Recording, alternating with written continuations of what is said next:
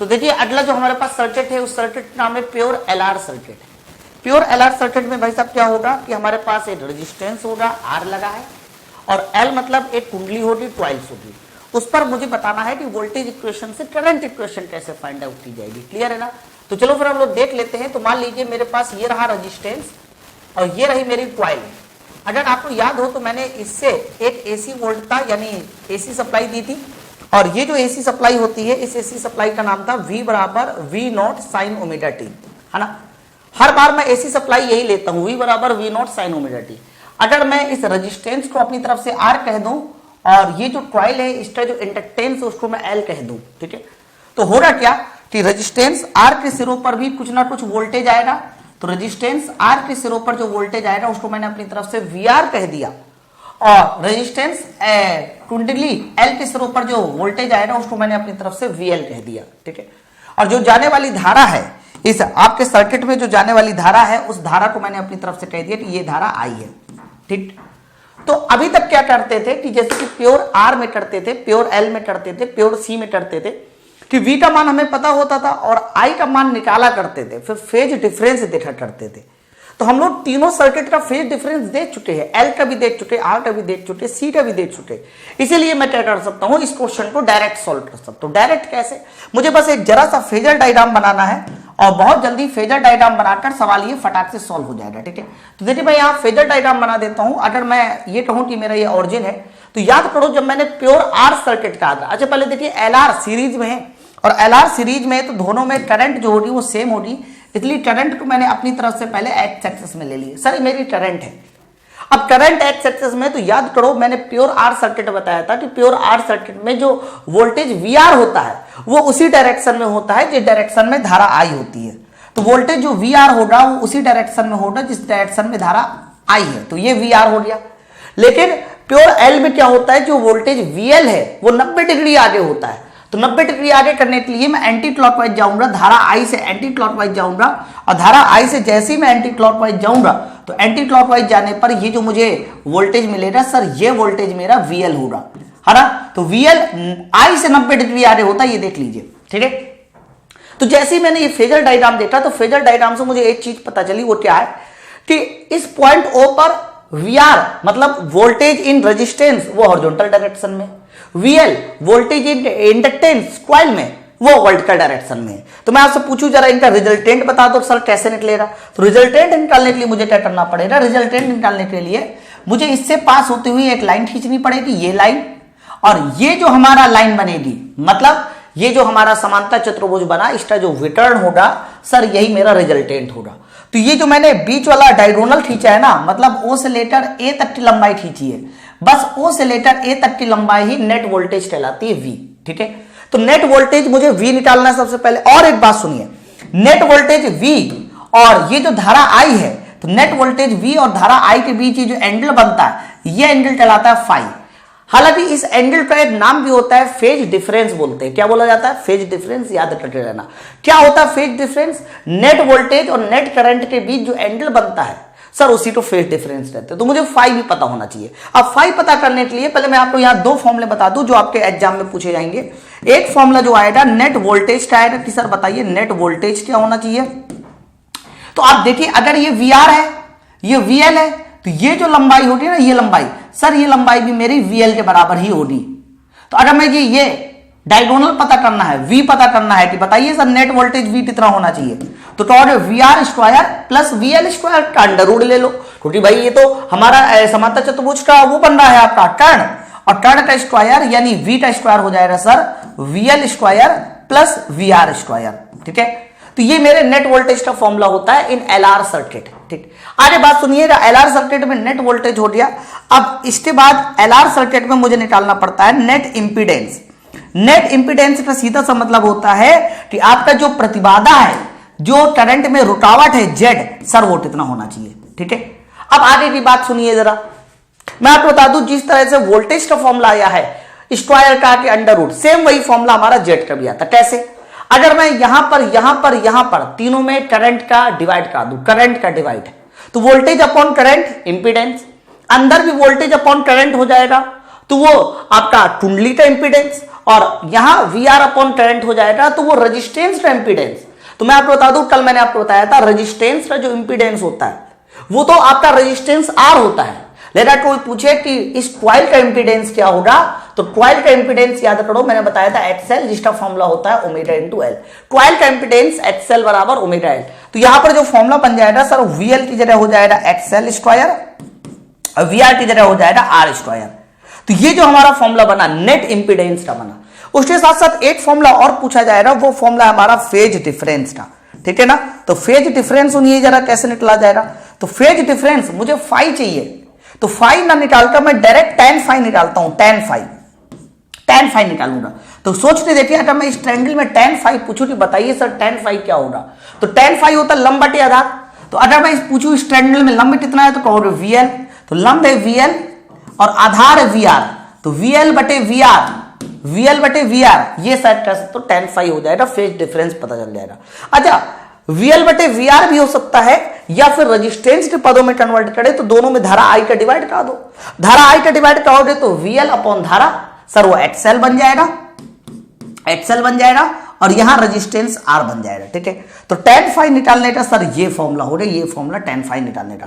तो आपको ये तीन पॉइंट इस सर्किट के बारे में याद होने चाहिए, वेरी वेरी इंपॉर्टेंट है। ये तीनों पॉइंट से मेरे सवाल फंसेंगे, ठीक है। तो ये अगला जो सर्किट था वो प्योर एलआर सॉल्व करना है। तो एलसीआर का मेरे पास बेसिक है, फेजर डायग्राम खींचो, खटाक से सॉल्व करो, ठीक है। चलिए फिर इसी से मिलता जुलता एक और सर्किट हम लोग सॉल्व करते हैं, उसको बोलते हैं प्योर सीआर सर्किट। अब प्योर सीआर सर्किट में क्या होगा कि एक हमारे पास सी होगा, सी मतलब कैपेसिटर होगा, फिर आर भी होगा, आर मतलब रेजिस्टेंस होगा, और सेम वही कैलकुलेशन इसमें भी करनी है, ठीक है। तो कैसे किया जाएगा मैं आपको बताता हूं डायग्राम बना के, बहुत ध्यान से देखना। मान लीजिए तुम्हारे पास ये सर एक कैपेसिटर हो गया, और कैपेसिटर के बाद मान लीजिए थोड़ी देर के लिए कि सर ये रेजिस्टेंस हो गया, ठीक। इसके बाद मैंने इसको जोड़ दिया एसी सप्लाई से, ये मेरी एसी सप्लाई है। याद करो हम लोग हर बार एसी सप्लाई जो मान के चलते हैं वो V बराबर V0 साइन ओमेगा टी मान के चलते हैं। उसके बाद इसका कैपेसिटेंस C और इसका जो रेजिस्टेंस माना जाता है वो R माना जाता है। फिर मैंने आपको कहा था कि यदि सर ऐसा मान लीजिए कि इसमें जो जाने वाली करंट है सर वो करंट मेरी I है, I हालांकि दोनों के लिए कॉमन होगी क्योंकि दोनों लगे सीरीज में हमेशा धारा बराबर होती है। तो ये जो आपका कैपेसिटर है इसके अक्रॉस जो वोल्टेज होगा उसको मैंने अपनी तरफ से VC मान लिया, और रेजिस्टेंस के अक्रॉस जो वोल्टेज होगा उसको मैंने अपनी तरफ से VR मान लिया। चलिए, तो ये जो मैंने डायग्राम बनाया ये मेरा सीआर सर्किट का है। फिर से मुझे वही सारी बातें निकालनी है, फिर से निकालनी है। तो इसके लिए मुझे पता क्या करना पड़ेगा, पहले फेजर डायग्राम बनाना पड़ेगा। एक बार आपने फेजर डायग्राम बना लिया तो सवाल खटाक से सॉल्व हो जाएगा। चलो फिर मैं यहां फेजर डायग्राम बना देता हूं। तो फेजर डायग्राम बनाने के लिए ये मैंने एक्स एक्सिस और वाई एक्सिस खींच ली है। सर ये एक्स एक्सिस वाई एक्सिस हो रही, ध्यान से सुनते हैं ना। तो सर मैं कह सकता हूं कि ये मेरा ऑरिजिन रहा, और याद करो ये दोनों सर्किट हमारे ये दोनों सी और आर श्रेणी क्रम में सीरीज में, और सीरीज में धारा बराबर होती है, करंट बराबर होती है, इसी वजह से मैंने देखी करंट को एक्स एक्सिस में माना। बाकी मुझे अभी एक और चीज दिखानी है, वीसी कहां होगा, वीआर कहां होगा। तो वीआर की तो कोई दिक्कत नहीं, वीआर की डायरेक्शन उसी डायरेक्शन में होती है जिस डायरेक्शन में हमारा करंट आई है, सर वही डायरेक्शन में वीआर होता है। लेकिन याद करो वीसी, तो मैंने आपको बताया था कि जो प्योर सी सर्किट होता है ना उसमें जो वोल्टेज वीसी है वो धारा आई से 90 डिग्री पीछे होता है। वोल्टेज वीसी 90 डिग्री पीछे होता है, लेकिन वोल्टेज वीएल 90 डिग्री आगे होता है। तो अगर मुझे वीसी को 90 डिग्री पीछे करना है तो यहां से 90 डिग्री पहुंच जाऊंगा, वो भी क्लॉकवाइज डायरेक्शन में, और जैसे क्लॉकवाइज डायरेक्शन में पहुंचूंगा तो क्लॉकवाइज डायरेक्शन में जाने पर ये मिला मुझे वीसी। तो वीसी क्लॉकवाइज डायरेक्शन में जाने पर मिल रहा है ना, इसका मतलब ये है कि ये उल्टी डायरेक्शन है, आपका कंफर्म जो है वैल्यू घटेगी, ये सब होगा कुछ। मुझे फिर से उसी तरह से नेट वोल्टेज निकालना है। तो नेट वोल्टेज आपका देखिए ये हो जाएगा नेट वोल्टेज V। और याद करो मैंने अभी बताया कि नेट वोल्टेज और नेट धारा, नेट वोल्टेज और नेट करंट के बीच ये जो एंगल बनता है ना, बस यही एंगल तुम्हारा कहलाता है फाई, जिसे आप फेज डिफरेंस कहते हो, ठीक है। अच्छा ये फेज डिफरेंस हो गया। अब मुझे किसी भी तरह से नेट वोल्टेज चाहिए, तो नेट वोल्टेज के लिए देखो बिल्कुल सेम वही लॉजिक लगाना पड़ेगा। मुझे इसका जो कंप्लीट आपका ट्रायंगल है, चतुर्भुज है, वो कंप्लीट करना पड़ेगा। ये लाइन ऐसे मिलेगी, ये लाइन जाके ऐसे मिलेगी, कुछ ऐसे, ठीक है। तो जैसे ऐसे मिलेगी तो मुझे यहां पर फाई दिया गया है, साथ साथ ये वीआर है, ये वीएल है। तो और ये कितना है सर, ये बीच वाली लाइन कितनी है सर, ये बीच वाली लाइन नेट वोल्टेज वी है। तो बिल्कुल ठीक उसी तरह से अगर मैं आपसे पूछूं कि सर यहां बताओ जरा, यहां नेट वोल्टेज कितना बनना चाहिए, और नेट वोल्टेज के बाद फिर मुझे बताओ नेट इंपीडेंस कितना बनना चाहिए, और नेट इंपीडेंस के बाद फिर से मुझे वो जो तीसरी चीज मैं बता रहा था ना, आपका फेज डिफरेंस क्या होना चाहिए। ये तीन चीजें मुझे फिर से निकालनी पड़ेगी यहां पर, ठीक है। तो वही सेम फॉर्मूला बनाया था जो पिछली बार बना था, बस जहां जहां तुम्हारा जो है वोल्टेज वीआर लिया गया था, ये सॉरी वीएल लिया गया था, वहां वीसी ले लेना। तो नेट वोल्टेज आकर पूछा जाए कि बताइए नेट वोल्टेज कितना है, तो रूट और किसका square, VR square plus VC square का under root, VR square plus VC square, ठीक है। आगे बात देखिएगा, नेट इंपीडेंस चाहिए मतलब जेड चाहिए, तो जेड का फॉर्मूला भी बिल्कुल ठीक उसी तरह से बनेगा, ठीक उसी तरह से। तो यहां पर वीसी की जगह हो जाएगा एक्ससी स्क्वायर और प्लस वीआर की जगह रेजिस्टेंस आर का स्क्वायर। अगर आपको याद हो तो मैंने आपको क्लियर किया था कि ये जो आपका सी है ना, सी का अगर पूछा जाए कि बताइए सी का इंपीडेंस कितना होता है, एक्ससी, तो एक्ससी निकालने का फॉर्मूला होता है 1/ओमेगा-c। एक्ससी निकालने का फॉर्मूला 1/ओमेगा-c होता है, आप इसको अलग से लिख लीजिएगा, ठीक है। अब बात फेज डिफरेंस की करते हैं, यानी ये एंगल फाई की करते हैं, तो मैं त्रिभुज में tan फाई लगा दूं, tan फाई लगा दूं, तो जो tan फाई होता है वो लंब बटे आधार होता है। तो लंब देखिए ये लाइन हो जाएगी और ये लाइन वीसी के बराबर है, तो उससे देखिए ये लाइन वीसी के बराबर है, तो tan फाई बराबर हो जाएगा वीसी बटे वीआर, ये tan फाई का फॉर्मूला हो गया। tan फाई बराबर वीसी बटे वीआर, और वीसी की जगह पर हम लोग एक्ससी और वीआर की जगह पर कह सकते हो आर भी पुट कहा जा सकता है। हालांकि पुट होता नहीं है, लेकिन मैं जब दोनों साइड करंट से डिवाइड करूंगा तो वीसी बटे करंट एक्ससी बन जाएगा रेजिस्टेंस, और वीआर बटे करंट और रेजिस्टेंस आर बन जाएगा, ठीक है।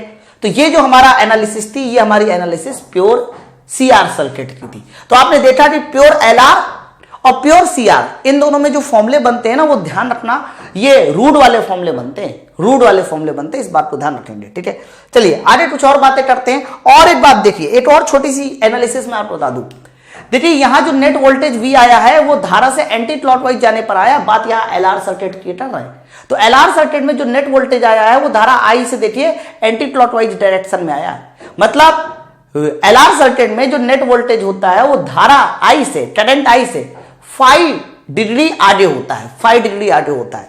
लेकिन अगर यही बात मैं प्योर सीआर सर्किट करूं तो प्योर सीआर सर्किट में जो नेट वोल्टेज है ना, वो धारा आई से देखिए क्लॉकवाइज डायरेक्शन में आने पर आया मिला है। इसका मतलब इसमें जो नेट वोल्टेज होगा ना, वो धारा आई से 5 एंगल पीछे होगा, ठीक है ना। तो ये दोनों बातें आपको याद रखनी है। आगे बढ़ते हैं, अगले सर्किट की ओर चलते हैं। नेक्स्ट देखिए सर्किट मेरे पास है प्योर एलसी सर्किट। सवाल उठता है कि सर ये प्योर एलसी सर्किट क्या है, तो प्योर एलसी सर्किट में क्या होगा कि एल भी होगा, सी भी होगा, लेकिन रेजिस्टेंस आर नहीं होगा, इस बात को ध्यान रखिएगा। तो चलो फिर मैं इसको थोड़ा सा डायग्राम बनाते दिखाता हूं। तो एल भी होगा, ये रहा एल जिसे आप कॉइल भी कहते हो, सी भी होगा, सी मतलब कैपेसिटर भी होगा, और इसके साथ ये लगा होगा तुम्हारा एसी सोर्स। क्लियर है? अच्छा आगे क्या बात करते हैं, तो यहां पर ये आर हो गया और यहां पर ये सी हो गया। अगर यहां से लेकर यहां तक की वोल्टेज पूछा जाए कि यहां से लेकर यहां तक की वोल्टेज कितना, एल। अच्छा आर नहीं माना जाएगा, क्वाइल है, तो क्वाइल के लिए इंडक्टेंस एल होता है, तो वीएल, और यहां पर बताइए ये कितना है सर, ये है तुम्हारा वीसी, ठीक है। अच्छा यहां का जो वोल्टेज होगा, यहां का वोल्टेज हो जाएगा V बराबर V naught sine omega t, और अगर पूछा जाए कि बताइए यहां जाने वाली करंट कितनी है, तो वो आई होगी, ठीक है। हालांकि आई मैं निकाल लूंगा बाद में, अभी मैं बताऊंगा कैसे निकाला जाएगा। ये इतनी बात सबको क्लियर हो गई ना। अच्छा अब बात हम लोग प्योर एलसी सर्किट की करते हैं, तो मुझे फेजर डायग्राम फिर से बनाना पड़ेगा। तो फेजर डायग्राम बनाने के लिए मैंने क्या किया है, सबसे पहले देखिए एक एक्स एक्सिस और वाई एक्सिस ले लिया, ये देखिए, ठीक है। आगे की बात सुनिएगा, हम लोग कैसे इसका फेजर डायग्राम बनाएंगे। तो फेजर डायग्राम बनाने के लिए पहले देखिए जो करंट आई है ना, वो दोनों सर्किट में कॉमन है।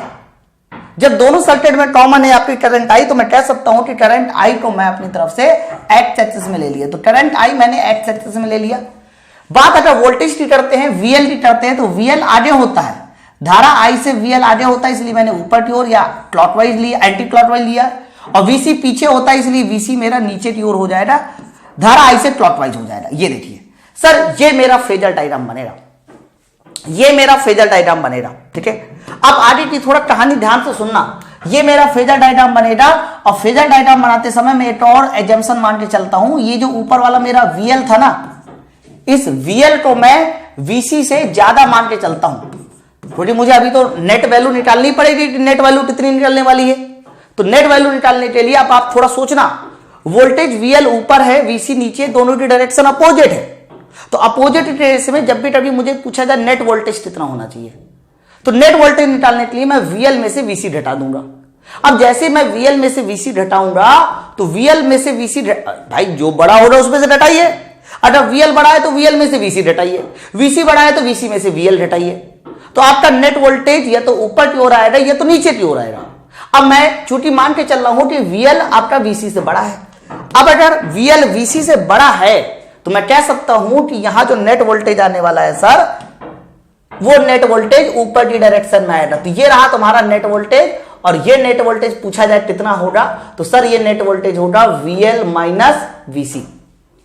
ठीक है, चलिए बहुत ध्यान से देखना। अब net voltage VL minus VC हो गया, तो ये जो एंगल है बनेगा, ये एंगल तो सर अभी भी 90 डिग्री होगा, अभी 90 डिग्री। तो याले केस में ध्यान रखना, phase difference always equal to 90 degree LC circuit में। ठीक है, इसको याद करने का आसान सा तरीका ये भी है कि L सर्किट में याद करो, प्योर L में फेज डिफरेंस 90 था, प्योर C में भी 90 था, और जब LC आ जाए दोनों का मिला के आ जाए तो भी फेज डिफरेंस 90 होगा, इस बात को ध्यान रखना। ठीक है, चलिए फिर हम लोग नेट वोल्टेज निकाल लेते हैं, जितना अभी कैलकुलेशन की थी। तो नेट वोल्टेज अगर पूछा जाए कि बताइए सर नेट वोल्टेज कितना होना चाहिए, तो नेट वोल्टेज V बराबर हो जाएगा VL अंतर VC। VL में से VC का अंतर ले लो, नेट वोल्टेज। अगर पूछा जाए नेट इंपीडेंस बता दो सर कितना होना चाहिए, नेट इंपीडेंस बता दीजिए कितना होना चाहिए। तो नेट इंपीडेंस Z उसी फॉर्म में बनेगा फॉर्मूला। तो नेट इंपीडेंस Z हो जाएगा XL अंतर XC। तो XL अंतर XC ले लो, नेट इंपीडेंस आ गया, VL अंतर VC ले लो। और अगर फेज डिफरेंस पूछा जाए तो फेज डिफरेंस तो सर अभी भी कितना होगा, 90 होगा। तो ये जो मैंने कैलकुलेशन बताई, मेरे कैलकुलेशन है प्योर LC सर्किट की, समझना पड़ेगा भाई आपको। ठीक है,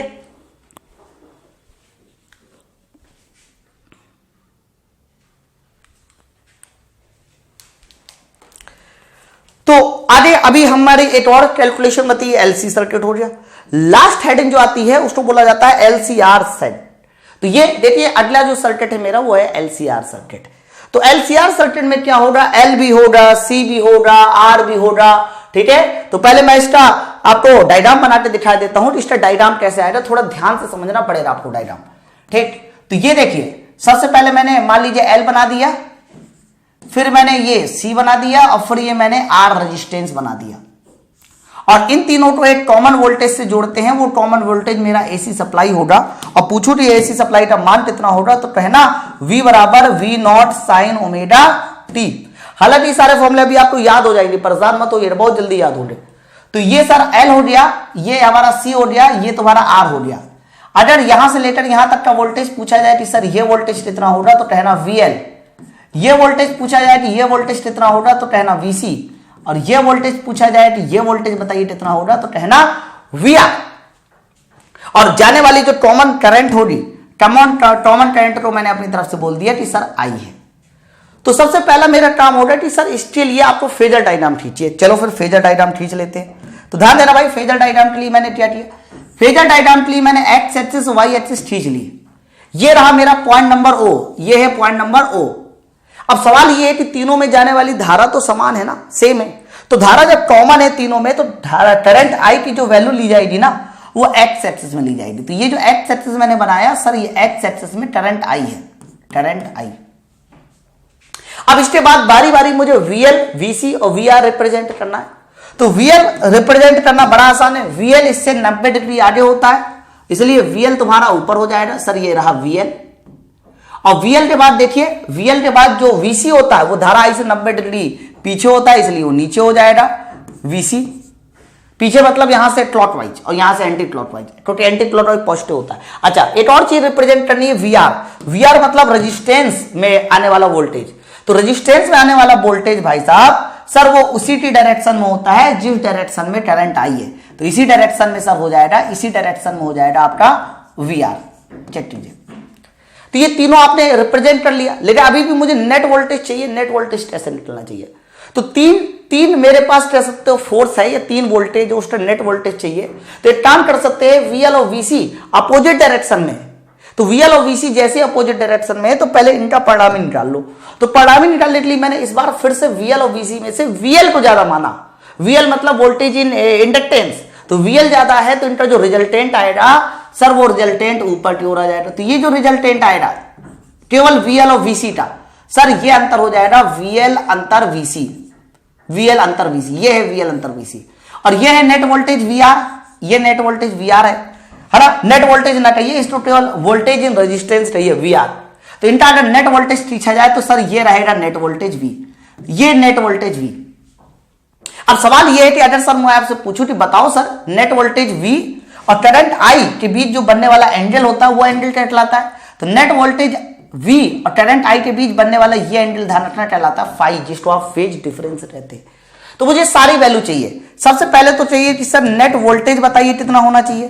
तो नेट वोल्टेज अगर पूछा जाए कि बताइए नेट वोल्टेज V कितना होगा, तो देखो VL अंतर VC है और VL अंतर VC VR है, तो मानी बात है दोनों परपेंडिकुलर है। तो जो नेट वोल्टेज V होगा सर वो हो जाएगा VL अंतर VC का स्क्वायर और plus VR square, plus VR square.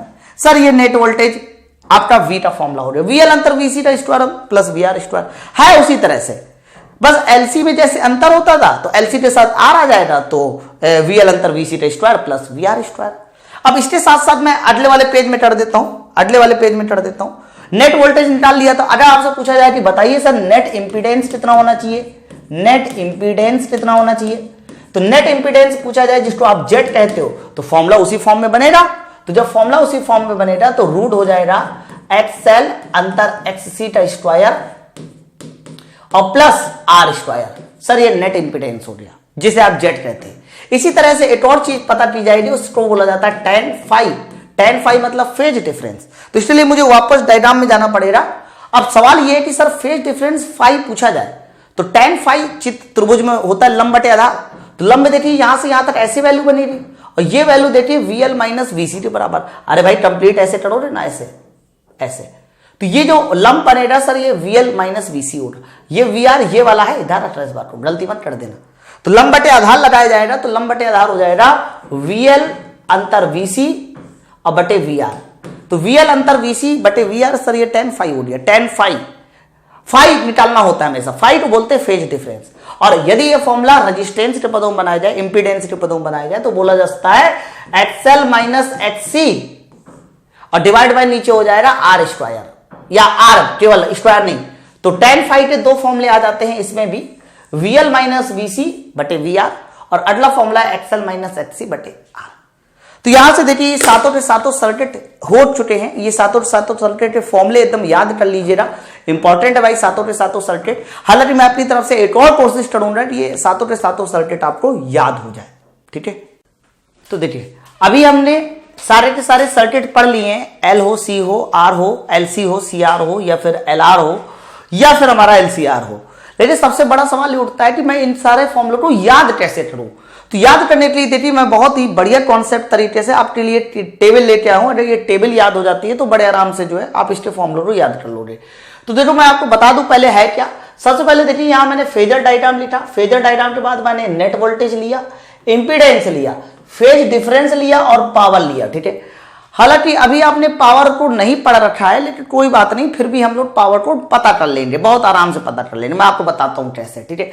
उससे पहले मैं आपको बताऊं प्योर आर सर्किट क्या होता है। तो प्योर आर के लिए फेज डिफरेंस, फेज डिफरेंस के बाद हम लोग नेट वोल्टेज वगैरह पढ़ेंगे। तो चलो फिर हम लोग पहले फेज डिफरेंस देते। बात प्योर आर सर्किट की है तो प्योर आर सर्किट भी याद करिए। तो मैंने आपको बता रखा है कि जिस डायरेक्शन में करंट होती है उसी डायरेक्शन में वोल्टेज होता है, जिस डायरेक्शन में करंट होती है ध्यान रखना उसी डायरेक्शन में वोल्टेज होता है। तो ये आई हो गया और उसी डायरेक्शन में तुम्हारा वोल्टेज भी रहेगा, तो सर ये VR हो गया।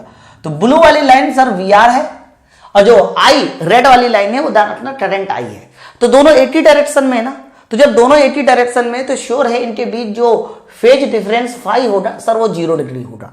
फेज डिफरेंस जो इसमें फाई होगा सर वो 0 डिग्री होगा। तो मैं यहाँ फाई लिख देता हूं कि सर फाई कितना होगा, 0 डिग्री होगा, ठीक है। अच्छा आगे की बात करते नेट वोल्टेज। सर एक बात बताइए जब दोनों सेम ही डायरेक्शन में है तो जो नेट वोल्टेज होगा V सर वो VR के बराबर होगा।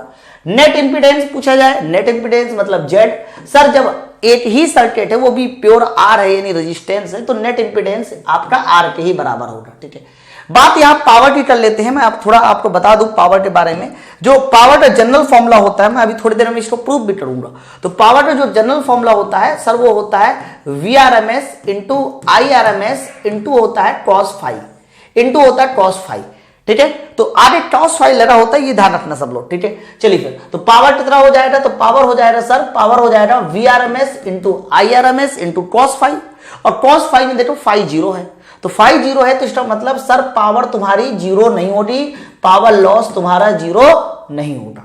ठीक है, बस इतना याद करना, 0 नहीं होगा, क्योंकि बहुत सारे ऐसे केस होते हैं जिसमें 0 आएगा। ठीक, आगे बात करते हैं प्योर एल सर्किट की। तो प्योर एल सर्किट में क्या होगा, तो प्योर एल सर्किट में कुछ ऐसा होगा कि रजिस्टर एल, भाई एल है तो करंट आई एक्स एक्सिस में हो जाएगा, लेकिन जो वोल्टेज वी होगा ना VL, वो कह सकते हो एंटी क्लॉकवाइज डायरेक्शन बनाना पड़ेगा, वोल्टेज आगे होता है।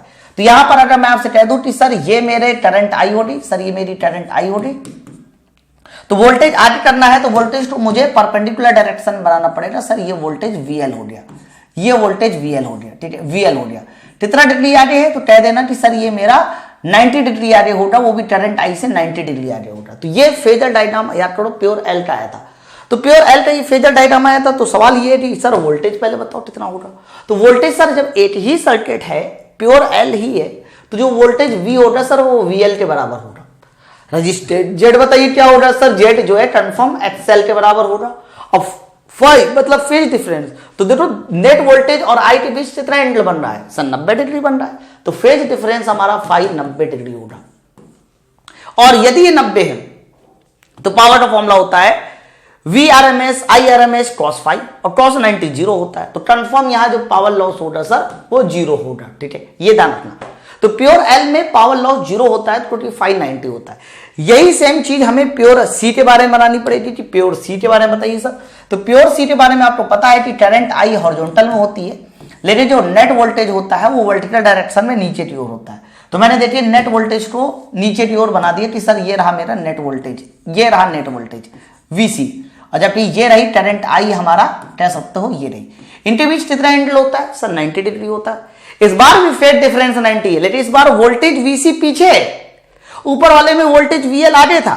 तो यहां सर आपका फाई अभी भी 90, और जब फाई 90 तो देखिए जो पावर लॉस होगा सर वो अभी भी कितना आएगा, 0 आएगा। बात एक ही सर्किट है, प्योर सी है, तो प्योर सी है तो नेट वोल्टेज सर VC के बराबर होगा, और जब नेट इंपीडेंस की बात की जाएगी तो सर वो XC के बराबर होगा। बोलो भाई, तो आपने एक चीज डॉटी में आपको थोड़ा बता दूं, एसी सर्किट में पावर लॉस तभी होता है जब रेजिस्टेंस आता है। अगर रेजिस्टेंस नहीं है, जैसे प्योर आर, प्योर एल और प्योर सी में देखिए रेजिस्टेंस नहीं है, तो प्योर एल और प्योर सी में जब रेजिस्टेंस नहीं है तो यहां पर भी जो नेट वोल्टेज होगा वो ध्यान नेट पावर लॉस जो होगा सर वो 0 होगा। लेकिन पहले वाले में आपका रेजिस्टेंस था तो पावर लॉस 0 नहीं था, कुछ ना कुछ था, इस बात को ध्यान रखना। ठीक है, अब बात आती है अगले VCR सर्किट की। तो इसका फेज डायग्राम आप लोग पिछले वाले उसमें लेक्चर में देखिएगा, प्योर सी और प्योर LR सर्किट एक जैसे होते हैं। भाई CR और LR की बात हो रही है, तो CR और LR में क्या होता है, अगर मैं आपको थोड़ा सा याद दिलाऊं तो C की डायरेक्शन सर नीचे की ओर थी VC, और VR की डायरेक्शन सर ऐसे हॉरिजॉन्टल थी, और जिस डायरेक्शन में VR होता है उसी डायरेक्शन में धारा I भी होती है, ये भी पता होना चाहिए। तो देखिए ये जो एंगल बनेगा सर ये अभी भी एंगल कितना बनेगा, 90 डिग्री का बनेगा। लेकिन देखिए VC और VR 90 डिग्री पर के एंगल पर है, तो जब VC और VR 90 डिग्री के एंगल पर है तो यहां जो नेट वोल्टेज होगा ना, नेट वोल्टेज V, वो सर हो जाएगा √VC square plus VR square, ये नेट वोल्टेज हो जाएगा। अच्छा, नेट वोल्टेज जितना है तो नेट इंपीडेंस Z कितना होना चाहिए, तो सर Z हो जाएगा अंडर कितना हो जाएगा, HC स्क्वायर, CR सर्किट है ठीक है, HC square plus R square, ये हो जाएगा। अब बात यदि फाई की करते हैं तो फाई सर 0 नहीं होगा, फाई इसमें 0 नहीं होगा, चेक करिए, क्योंकि नेट वोल्टेज कुछ ऐसे आएगा और नेट वोल्टेज ऐसे आएगा तो फॉर्मूला बनेगा फाई का। और याद करिए तो tan फाई का फॉर्मूला बना था, यहां मैं फॉर्मूला लिख भी देता हूं कि tan फाई का फॉर्मूला बना था आपका VL बटे VC, VL बटे VC नहीं, VC बटे VR, ये बना था। और जब VC बटे VR बनेगा तो पावर लॉस सर 0 नहीं होगा। ठीक है, तो ऐसे जितने भी फॉर्मूले वो सारे के सारे फॉर्मूले याद होने चाहिए। अगला वाला सर्किट देखिए, अगला वाला सर्किट कौन सा, प्योर एलआर है। तो प्योर एलआर में अगर पूछा जाए कि बताइए सर इसके लिए क्या होना चाहिए, तो एल हमारा बात करते हैं तो सर एल ऊपर की ओर था वीएल, और वीआर सर ये था। दोनों परपेंडिकुलर वाले फॉर्मूले फिर से बनेंगे। तो मैं आपसे पूछूं तो यहां नेट वोल्टेज वी का फॉर्मूला क्या बनना चाहिए, तो रूट में होगा, अब हो जाएगा VL square plus VR square. लेकिन अगर जेड का फॉर्मूला पूछा जाए कि सर बताइए जेड का फॉर्मूला क्या बनना चाहिए, फिर से रूट वाला formula, under root XL square plus R square. और यदि tan फाई का फॉर्मूला पूछा जाए कि सर बताइए tan फाई का फॉर्मूला क्या होना चाहिए, तो tan फाई का फॉर्मूला हो जाएगा सर ऊपर VL नीचे VR, ये हो जाएगा। और जीरो नहीं होगा तो पावर लॉस भी सर जीरो नहीं होगा। अच्छा, इसमें पता क्यों पावर लॉस हो रहा है, इसलिए पावर लॉस हो रहा है क्योंकि कहीं ना कहीं रेजिस्टेंस आ गया।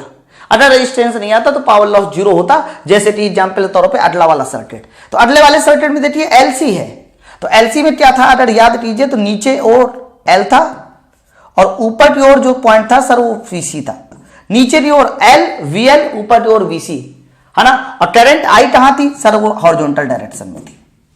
ठीक है, तो यहां अगर फॉर्मूला याद करो तो यहां अंतर वाले फॉर्मूले बने थे, तो अंतर वाले फॉर्मूले बने थे। तो बताइए अगर पूछा जाए कि नेट वोल्टेज कितना होना चाहिए, तो नेट वोल्टेज जो V होगा सर हो जाएगा VL अंतर VC, VL अंतर VC। और अगर जेड का फॉर्मूला पूछा जाए नेट जेड कितना होना चाहिए, तो कहोगे XL अंतर XC। और देख लीजिए भाई, नेट वोल्टेज या तो ऊपर आएगा ये नीचे आएगा, इसका मतलब फाई 90 होने वाला है। और फाई 90 होगा तो फाई सर 90 डिग्री, और फाई 90 डिग्री तो पावर लॉस कितना होगा सर, जीरो होगा। ये सारे फॉर्मूले याद होने चाहिए। बस आप एक काम करना, जैसे कि नेट वोल्टेज के नीचे नेट वोल्टेज ये लिखना थोड़ा जगह का इशू था, इसलिए इधर उधर जा रहा है, तो जिसकी सीरीज के नीचे है आपको वही काम करना है। ठीक है, इसी तरह की टेबल बनानी है।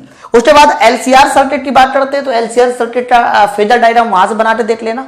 लेकिन फॉर्मूला अगर मैं बात करूं कि बताइए नेट वोल्टेज का फॉर्मूला क्या बनना चाहिए, तो नेट वोल्टेज का फॉर्मूला बना था VL माइनस VC का whole square plus VR square, ये नेट वोल्टेज का फॉर्मूला था। अगर मैं नेट जेड का फॉर्मूला पूछूं कि बताइए सर नेट जेड का फॉर्मूला क्या बना था, तो नेट जेड का फॉर्मूला बना था जेड बराबर रूट में XL माइनस XC का स्क्वायर और प्लस आपका आया था R स्क्वायर, ये नेट जेड था। ठीक है, इसी तरह से tan फाई का फॉर्मूला पूछा जाए कि बताइए सर tan फाई का फॉर्मूला क्या बनेगा, तो VL माइनस VC बटे VR, ये tan फाई का फॉर्मूला था। और जब tan फाई आएगा तो पावर लॉस जीरो नहीं होगा, श्योर एकदम। ठीक है, तो अगर आप चाहते हो कि ये सारे के सारे सर्किट आपको याद हो जाए, तो उसके लिए आपको यही काम करना पड़ेगा, एक ऐसा पेज लीजिएगा, उसमें इस तरीके के खाने बनाइएगा लंबे लंबे, और अपनी भाषा में ये सारे के सारे जो पॉइंट्स मैंने आपको बताए सारे के सारे पॉइंट्स लिख लीजिएगा। अब आपको मैं बता दूं, जहां जहां आपका देख लीजिए, जहां जहां फाई 90 है, मैं आपको बताऊं, जैसे कि देखिए यहां फाई 90, यहां फाई 90, यहां फाई 90, तो जहां जहां फाई 90 है सर वहां देखो पावर लॉस तुम्हारा जीरो है, चेक कीजिए। और फाई 90 कहां होगा सर, L में होगा, C में होगा, LC में होगा, क्योंकि सर पावर लॉस हमेशा रेजिस्टेंस की वजह से होता है, किसी और की वजह से नहीं होता, इस बात को ध्यान रखिएगा। ठीक है, चलिए अगली स्लाइड आ जाइए, ये तो मैं ऐसे ही बताया था। अगली स्लाइड में पावर ऑफ AC सर्किट, मुझे आप पावर ऑफ AC सर्किट बतानी कि AC सर्किट की सर पावर कैसे निकालोगे आप, तो पावर AC सर्किट बताना है, तो मैं आपको बताता हूं पावर ऑफ AC सर्किट कैसे निकाली जाएगी। उसके लिए क्या करना पड़ेगा, मुझे कुछ फंक्शंस मानने पड़ेंगे। मैंने पहले वोल्टेज मान लिया कि वोल्टेज V बराबर है V0 sin ओमेगा t, और करंट I को मैंने अपनी तरफ से कह दिया कि I0, और अगर मैं फेज डिफरेंस को फाई डिनोट कर दूं, भाई अभी अभी आपने देखा कि फेज डिफरेंस 90 भी हो सकता है, 0 भी हो सकता है, 0 और 90 के बीच में भी हो सकता है। तो मैंने अपनी तरफ से क्या किया, वोल्टेज को ले लिया V बराबर V0 sin ओमेगा t, और करंट I को ले लिया I0 sin omega t plus phi phase difference है, ये फाई कुछ भी हो सकता है। अब मुझे मान लीजिए कहा जाए कि सर पावर निकालते दिखाइए, सर इस सर्किट की पावर निकालते दिखाइए, तो पावर निकालने के लिए मुझे क्या करना पड़ेगा, आपको सबको पता है कि पावर निकालने के लिए वोल्टेज इंटू करंट का मल्टीप्लाई किया जाता है। सर वोल्टेज का मान कितना है, V0 है sin omega t, current I का मान I0 है sin omega t plus phi, तो मैंने ऐसे लिख दिया V0 I0 sin omega t, और इंटू हो जाएगा आगे sin omega t plus phi. Check कीजिए, आगे की कहानी सुनिए, P बराबर कितना हो जाएगा, तो V0 I0, अब बहुत ध्यान से सुनना, sin omega t plus phi, तो मैं क्या करने वाला हूं, यहां पर sin omega t plus phi का फॉर्मूला छोड़ने वाला हूं। sin A cos B plus cos A sine B.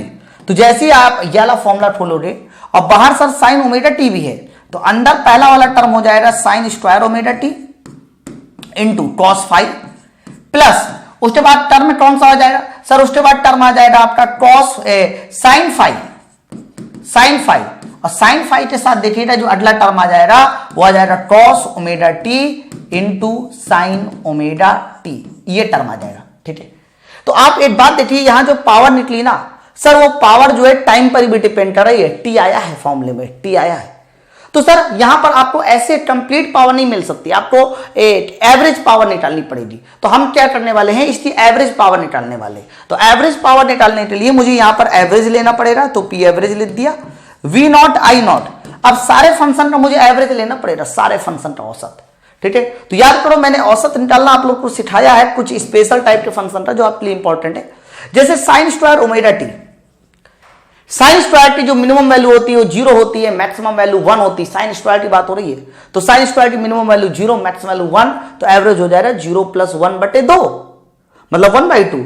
तो sir sine square omega T का औसत मान हो जाएगा 1/2, तो मैं कह सकता हूं कि मुझे इसकी जगह लिखना पड़ेगा 1/2। ठीक है सर, यहां आइए, ये कॉस ओमेगा टी, ये साइन ओमेगा टी, आप सबको पता है कि चाहे साइन ओमेगा टी हो चाहे कॉस ओमेगा टी हो, इसकी मिनिमम वैल्यू -1, मैक्सिमम वैल्यू +1, तो एवरेज कितना हो जाएगा -1 + 1/2, तो -1 + 1/2, तो सर ये पूरा 0, ये पूरा 0। तो फाइनली आप कह सकते हो केवल 1/2 बचेगा, और 1/2 बचेगा तो जो पावर आ जाएगी ना पावर, वो पावर आने वाली है, ध्यान रखना, पी नॉट, ये 1/2 इसकी जगह पे कर दिया और आगे हो जाएगा cos 5। चलिए ठीक है, लेकिन मैं इसको एक और फॉर्मूले में कन्वर्ट करूंगा, जरा सामने देखना, बड़े गौर से देखिएगा। क्या मैं इस फॉर्मूले को पी एवरेज को V0/√2 और इंटू I0/√2 भी लिख सकता हूं, और साथ साथ देखिए ये आगे cos 5 आ गया, ये आगे cos 5। अब सवाल ये है कि I0/√2 क्या होता है, V0/√2 क्या होता है। तो V0/√2 मतलब मैक्सिमम वैल्यू बटे √2। तो याद करो ये फॉर्मूला था VRMS, वर्ग माध्य मूल मान, तो ये वर्ग माध्य मूल मान हो जाएगा, मतलब पी एवरेज हो जाएगा VRMS I0/√2, ये हो जाएगा IRMS और इंटू हो जाएगा cos 5। तो किसी भी एसी सर्किट में पावर लॉस का जो फॉर्मूला होता है, पी एवरेज का जो फॉर्मूला होता है, वो होता है VRMS IRMS इंटू cos 5। ठीक है, जहां जहां फाई 90 होगा वहां पावर लॉस 0 होगी, जैसे कि एल सर्किट, जैसे कि सी सर्किट, जैसे कि एलसी सर्किट।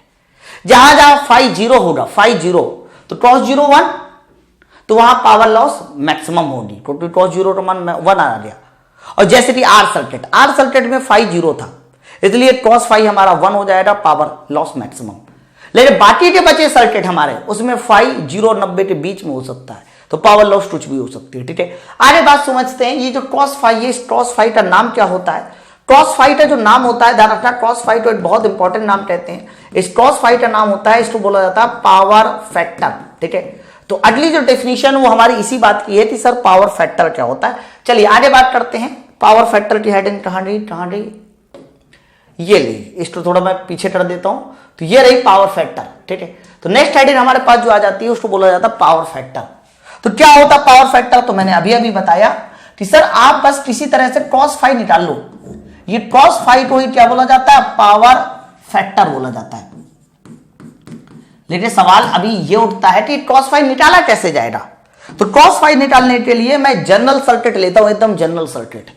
तो जनरल सर्किट लेते समय बहुत ध्यान से देखना, अगर मैं एक अपनी तरफ से समकोण त्रिभुज बना दूं, ये समकोण त्रिभुज है, और समकोण त्रिभुज में आपसे ये कह दूं कि ये जो वर्टिकल लेंथ है ये VL - VC है, या VL - VC नहीं बोल पा रहे हो तो आप इसको XL - XC कह दो, और ये जो हॉरिजॉन्टल है आपका रेजिस्टेंस है, ये R कह दो। और याद करो इनके बीच ये जो एंगल बनता था सर, ये फाई होता था, फाई होता था। तो फाई होता था आपका, अच्छा फाई इनके बीच का एंगल नहीं होता था, फाई इनके बीच का एंगल नहीं होता था, फाई होता था नेट वोल्टेज और नेट करंट के बीच का एंगल होता था फाई। ठीक है, तो फाई आपको, ये थोड़ा उल्टा है, मैं आपको डायग्राम पूरा बना के दिखा देता हूं ताकि आप कंफ्यूज ना हो सके। मैं देखना बड़े ध्यान से, याद करिए करंट आई तो मैंने एक्स एक्सिस में लिया था, वोल्टेज VR सर ये था, वोल्टेज VR ये था, और यदि आपसे पूछा जाए कि बताइए सर ऊपर नीचे क्या था, तो ऊपर था VL और नीचे क्या था, तो नीचे था तुम्हारा VC। और इन दोनों का जो डिफरेंस था सर वो था VL माइनस VC। इन दोनों का डिफरेंस क्या था, VL माइनस VC। ये सर VL माइनस VC था, इतना अंतर। और VL माइनस VC और VR को अगर नेट वोल्टेज निकालना होता तो नेट वोल्टेज सर कुछ ऐसे आया था, ये सर नेट वोल्टेज था, नेट वोल्टेज। और नेट वोल्टेज अगर पूछा जाता कि सर बताओ नेट वोल्टेज कितना था, तो नेट वोल्टेज निकालने का फॉर्मूला आया था under root VL minus VC का होल स्क्वायर और साथ साथ आया था VR स्क्वायर, यह आया था।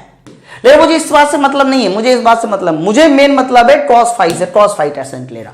फिर मैंने आपको कहा था कि नेट वोल्टेज और नेट धारा के बीच ये जो एंगल होता है वो सर वो फाई होता है। और फाई के लिए मैंने आपको एक फॉर्मूला बताया था tan फाई। tan फाई मतलब लंब बटे आधार, तो लंब सर इतनी वैल्यू हो जाएगी, ये वैल्यू हो जाएगी, और ये वैल्यू जब इससे तुलना टाइजेगी, कंपेरिजन टाई जाएगी, तो ये वैल्यू हो जाएगी VL माइनस VC और VL माइनस VC बटे VR, जिसको आप लोग अगर रेजिस्टेंस के पदों में बनाना हो तो रेजिस्टेंस के पदों में ये भी कह सकते थे XL माइनस XC बटे R। ये मेरा tan फाई का फॉर्मूला था, अगर याद हो। ठीक है, तो बताइए अगर tan फाई का फॉर्मूला ये था तो मैं आपसे पूछूं cos फाई बताओ कितना होना चाहिए। तो आप लोग को ये मैथ में पढ़ाया जाता है कि सर अगर tan फाई मुझे पता है, tan थीटा मुझे 3/4 पता है, तो क्या cos थीटा नहीं निकाला जा सकता है? निकाला जा सकता है ना। tan थीटा क्या होता है, लंब बटे आधार, लंब बटे आधार। cos थीटा क्या होता है, आधार बटे कर्ण, तो आधार तो दोनों में सेम है ना। लंब बटे आधार, यहां आधार बटे कर्ण, तो आधार तो R रहेगा ना। और रही बात कर्ण की, तो कर्ण निकालना है तो लंब और आधार दोनों का स्क्वायर काटे जोड़ दीजिए, लंब और आधार दोनों का स्क्वायर काटे जोड़ दीजिए, रूट ले लीजिए। सर ये मेरा कह सकते हो कि नीचे हमारा आएगा cos फाई का मान। अच्छा अगर थोड़ा गौर से देखिए, ये जो नीचे वाली वैल्यू लिखी है ना, इतनी वैल्यू, ये under root XL square, XL minus XC square plus R square, यही तो Z था, यही तो हमारा नेट इंपीडेंस Z था। तो अगर ये Z था तो देखिए पावर फैक्टर cos फाई का जो फॉर्मूला आ गया सर वो R बटे Z आ गया। तो बस में आपको याद रखना है कि पावर फैक्टर किसी भी AC सर्किट में जो पावर फैक्टर होगा वो cos फाई बराबर R बटे Z होगा। फाई बस आप पता कर लो, मैंने वैसे ज्यादातर केसों के फाई आपको डायरेक्ट याद करा दिए, प्योर R के, R में 0, L आ जाए, C आ जाए या LC आ जाए 90, बाकी सब में फाई होता है। ठीक है, तो पावर फैक्टर का जो फॉर्मूला हो गया सर वो R बटे Z हो गया। ठीक, चलिए कुछ और बातें करते हैं, अगली आइडिया देखते हैं। अगली आइडिया देखिए क्या, अगली आइडिया सीरीज रिजोनेंट सर्किट। ये क्या होता है रिजोनेंस, ये AC सर्किट में रिजोनेंस का क्या मतलब है, इस बात को समझिए। लेकिन यहां जो बात हम लोग करेंगे ना सीरीज रिजोनेंट सर्किट, यहां पर दो तरह के रिजोनेंट सर्किट आपको पढ़ने पड़ेंगे। सर्किट एक तो LC पढ़ना पड़ेगा और दूसरा एक और पढ़ना पड़ेगा, उस सर्किट को बोला जाता है LCR। LCR क्या होता है रिजोनेंस वाली कंडीशन, पहले आप ये समझेंगे उसके बाद आप इसमें जाएंगे। सबसे पहले रिजोनेंस वाली कंडीशन सुनिए क्या होती है। जब भी कभी किसी AC सर्किट में कुछ इस तरह से काम होता है कि उसमें जो करंट I है, करंट I वो मैक्सिमम हो जाए, और करंट I तभी मैक्सिमम हो सकती है जब उसका इंपीडेंस मिनिमम हो जाए, इंपीडेंस मिनिमम हो जाए। ठीक है, तो जब भी कभी किसी भी AC सर्किट में इंपीडेंस मिनिमम हो जाए, इंपीडेंस का मतलब प्रतिबाधा, बाधा, और यदि ये मिनिमम हो जाता है तो ध्यान रखना उसमें बहने वाली जो करंट होती ना सर वो मैक्सिमम हो जाती है। इंपीडेंस मिनिमम हो जाए, करंट मैक्सिमम हो जाए, तो ऐसी कंडीशन को ही हम लोग बोलते हैं रिजोनेंस कंडीशन। और आपके सिलेबस में सीरीज रिजोनेंस है, मैं आपको बताऊं पैरेलल रिजोनेंस नहीं है। ठीक है, अच्छा सर बात यहां मैंने पहले कहा कि मैं LC सर्किट की करने वाला हूं, तो LC सर्किट की करने वाला हूं तो मैं कह सकता हूं कि सर मेरा ये L रहा और ये रहा C, ये रहा तुम्हारा C, और L और C के बारे में आपको पता है कि यहां हमारा AC सप्लाई हो गई। कितना AC सप्लाई होती है, V बराबर V0 sin omega t, sir ये AC सप्लाई होती है। ठीक है, बहुत सारी बातें आपको पता है, जैसे कि इसका रेजिस्टेंस XL होता है, इसका रेजिस्टेंस XC होता है। और याद करो मैंने आपको बताया था कि अगर इसके लिए Z का फॉर्मूला पूछा जाए, Z मतलब इंपीडेंस, तो Z का फॉर्मूला बताया गया था रूट में, अच्छा सॉरी LC सर्किट है तो Z का फॉर्मूला था XL माइनस XC, ये था। ठीक है, हाँ अगर रेजिस्टेंस R होता तो रूट वाले फॉर्मूले बनते, तो LC सर्किट में Z बराबर XL माइनस XC। अब सर कंडीशन क्या थी रिजोनेंस की, रिजोनेंस कंडीशन लिख लेना, मैं हिंदी बोल रहा हूं। रिजोनेंस कंडीशन का अर्थ यह है कि AC सर्किट में बहने वाली जो धारा है वो मैक्सिमम हो जाए, धारा मैक्सिमम हो जाए करंट, और इंपीडेंस मिनिमम हो जाए, इस कंडीशन को रेजोनेंस कंडीशन कहते हैं। आगे बात सुनिएगा, तो Z बराबर एक्सएल अंतर XC।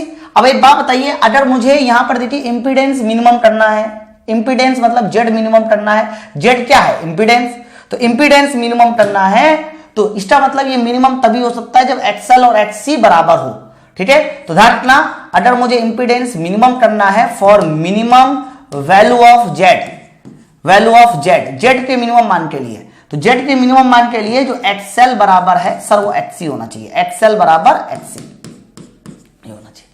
चलिए फिर बराबर कर देते हैं, तो बराबर कर देते हैं तो XL बराबर कितना हो जाएगा ओमेगा L, आपने पढ़ा होगा, XC बराबर 1/ओमेगा C, ये पिछले लेक्चर में हो चुका है। तो बताइए अगर मैं दोनों को इधर लाकर ओमेगा स्क्वायर पूछूं कि ओमेगा स्क्वायर कितना होना चाहिए 1/LC, लेकिन अब मैं पूछूं ओमेगा कितना होना चाहिए, ओमेगा बता दो जरा कितना होना चाहिए, तो यहां मैं कर देता हूं ओमेगा कितना होना चाहिए, तो ओमेगा हो जाएगा 1/√LC, 1/√LC।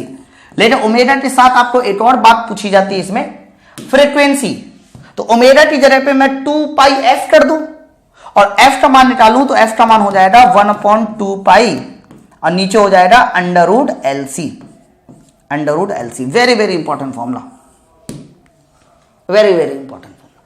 तो चाहे आपसे फ्रीक्वेंसी पूछे तो 1/2π √LC, कोडी वेट पूछे 1/, ठीक है। अच्छा देखिए, मिनिमम वैल्यू ऑफ Z के लिए मैंने XL और XC को बराबर किया फॉर LC सर्किट, तो जब XL XC बराबर हो जाएगा तो यहां जो Z आएगा ना, Z की मिनिमम वैल्यू आएगी सर वो 0 आएगी, और यदि Z की मिनिमम वैल्यू 0 आ गई तो आपको पता है कि I बराबर होता है वोल्टेज अपॉन रेजिस्टेंस या वोल्टेज अपॉन Z, और Z 0 है तो कंफर्म या केस में जो I आएगा ना सर वो इनफाइनाइट आएगा, या केस में जो I आएगा वो इनफाइनाइट आएगा, ठीक है। क्योंकि I बराबर होता है V/Z, करंट I बराबर कितना होता है, करंट I बराबर होता है V/Z। तो आपको यह भी याद रखना है कि अगर बात LC सर्किट की कर रहे हो तो नेट इंपीडेंस 0 होगा फॉर रेजोनेंस कंडीशन, और नेट करंट हमारी मैक्सिमम तो होगी, लेकिन मैक्सिमम में भी कितनी होगी, इनफाइनाइट होगी। ये बात आप सबको याद रखनी है, ठीक है ना। तो ये हमारा रेजोनेंस की कंडीशन होगी, वेरी वेरी इंपॉर्टेंट कंडीशन है। अब अगली बात करते हैं, अगली बात हम लोग करते हैं, अब यहां पर रेजोनेंस कंडीशन फिर से एक बार देखेंगे, लेकिन ये रेजोनेंस कंडीशन देखी थी LCR के लिए, तो LCR के लिए देखेंगे तो मैं अब डायरेक्ट समझा देता हूं LCR में क्या होता है। तो याद करो LCR में जो Z का फॉर्मूला था वो आया था रूट में XL अंतर XC का स्क्वायर और प्लस R स्क्वायर, ये था। लेकिन याद करिए रेजोनेंस की मैंने बात बताई, रेजोनेंस का मतलब होता है कि Z का मिनिमम मान, तो for minimum value of Z, for minimum value of Z, तो बताइए अगर मिनिमम वैल्यू ऑफ Z निकालना हो तो मुझे XL बराबर XC करना पड़ेगा, क्योंकि अंतर है ना, अगर बराबर हो जाएंगे तो इसका मिनिमम मान 0 और यही Z का भी मिनिमम मान हो जाएगा, ये बराबर करना पड़ेगा। तो बताइए अगर XL बराबर XC है तो यहां से देखिए मैंने दो फॉर्मूले अभी अभी प्रूफ किए हैं, एक तो ओमेगा का फॉर्मूला 1/√LC और एक और फॉर्मूला प्रूफ किया है फ्रीक्वेंसी n का 1/2π√LC। ये दोनों फॉर्मूले मैंने अभी अभी जस्ट प्रूफ किए हैं। लेकिन क्या इसमें भी सर धारा I अनंत होती है, इनफाइनाइट होती है? बिल्कुल भी नहीं इनफाइनाइट होती। मैं आपको बताऊं क्या है, मैंने अभी अभी बताया रेजोनेंस कंडीशन का मतलब होता है कि इंपीडेंस मिनिमम हो, इंपीडेंस मिनिमम होना चाहिए। और अगर बात करंट की पूछी जाती है कि बताइए करंट क्या होना चाहिए, तो ध्यान रखना करंट हमारा मैक्सिमम होना चाहिए, ठीक है। अच्छा, ये दोनों बातें आपको समझ में आ रही होगी। तो सर इंपीडेंस मिनिमम होना चाहिए, तो इंपीडेंस को मिनिमम करने के लिए आपने एक्सएल बराबर एक्सी किया, तो एक्सएल बराबर एक्सी किया तो ये कट गया, मतलब 0।